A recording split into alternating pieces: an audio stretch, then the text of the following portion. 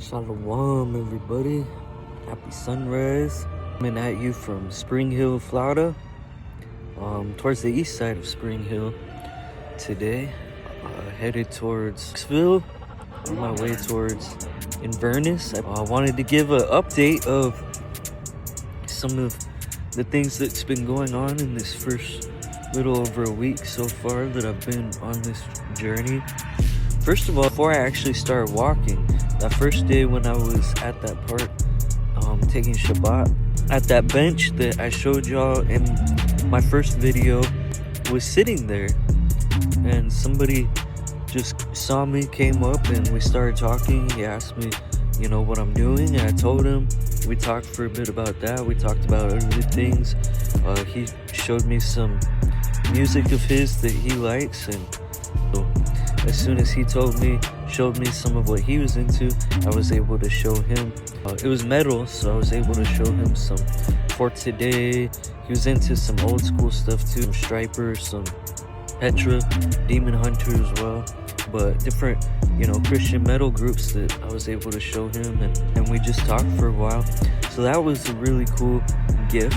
Somebody the Father just brought right to me to share a little bit of word. Along the trail, there's been mostly it's just been people honking. Every so often I'll see somebody on the side of the road. Last Friday there was somebody who saw me with the flag, and he was on a quad, and he stopped and wanted to talk for a little bit, and we ended up fellowshipping for about 10-15 minutes, kind of sharing testimonies and stuff. And in addition to the fellowship and letting somebody know what I was doing, and him sharing with me, what he does and the ministry he's involved with and everything, it was also a great gift because at that time, that day, I was still making my way towards the closest federal credit union. See, I don't currently have a debit card, so all of my donations, they go to my bank in my savings account, but I have to go in to a federal credit union that does shared banking to get the money.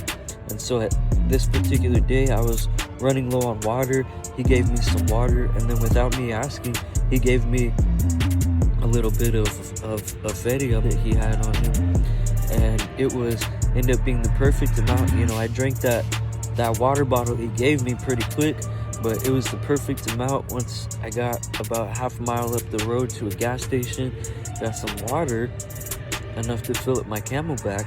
There was a guy right outside the gas station with a stand selling fruit from his backyard, and able to get a box. He was selling a box of clementines. He gave them to me in a bag, and so I was able to tie it up to my backpack and carry it. But very good, very sweet, very juicy, exactly what I needed on that warm day. It was about 80-degree day, so it was pretty warm. This past couple evenings have been abnormally cold.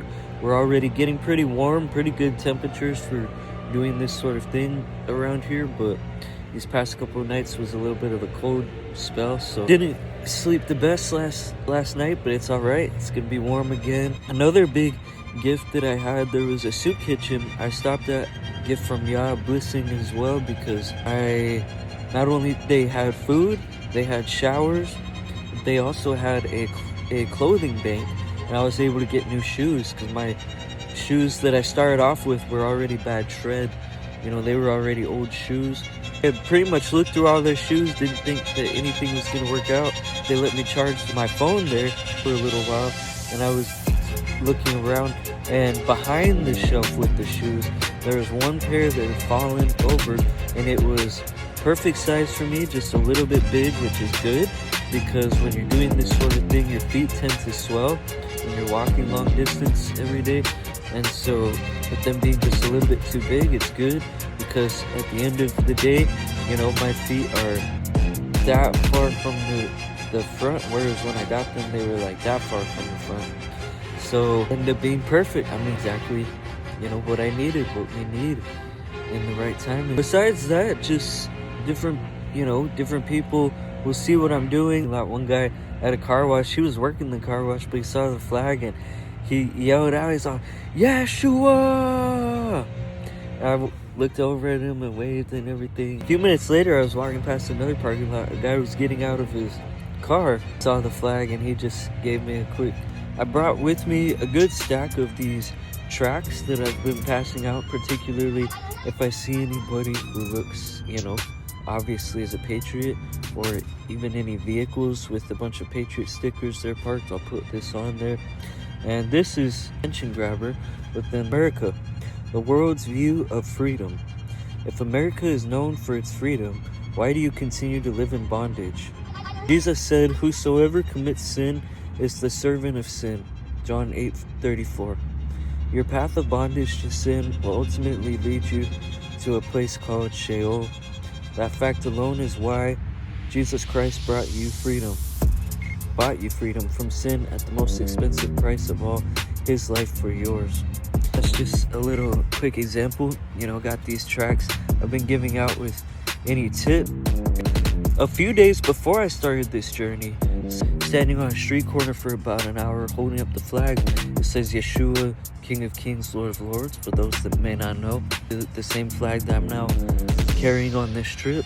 And a pedestrian, he came up, he was waiting for the crosswalk, and we got to talking for a few minutes. He hung out there, talked for a few minutes, and this guy, very interesting, he claims that he has died 4 or 5 times before. He claims to have seen the afterlife. I just listened, like I said, I gave him a track. He saw the flag and everything. He knew what I was about, but claims that when he died, basically he was like Neo in the Matrix, where he could just go wherever he wanted, control anything, kind of like Hollywood's idea of being a ghost.